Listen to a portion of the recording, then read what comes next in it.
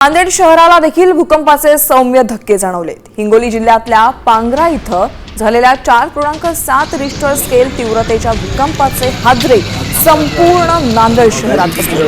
अचानक जमीन हादरल्यानं आणि घरांच्या पत्रांचा आवाज आल्यामुळे नागरिक घाबरून घराबाहेर पडले। सुदैवानं कुठलीही जीवित किंवा नुकसानहानी झाल्याचं वृत्त नाहीये। हो देखा 8:45 आम्हाला भूकंपाचे सौम्य धक्के जाणवले। आम्ही जेव्हा आम्हाला भूकंपाचे धक्के जाणवले तेव्हा आमच्या गावातील सर्व मंडळी ही बाहेर रस्त्यावर येऊन सगळे एकच चर्चा झाली, भूकंपाचा धक्का जाणवला। आणि काही जणांचं असं म्हणणं होतं की आमच्या घरावरचे जे पत्र आहेत ते असे हल्ल्यासारखे वाटले आम्हाला।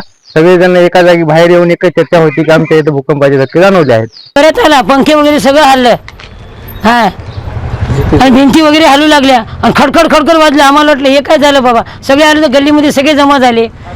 सोनू म्हणते भूकंप आले, जोरात आले मात्र।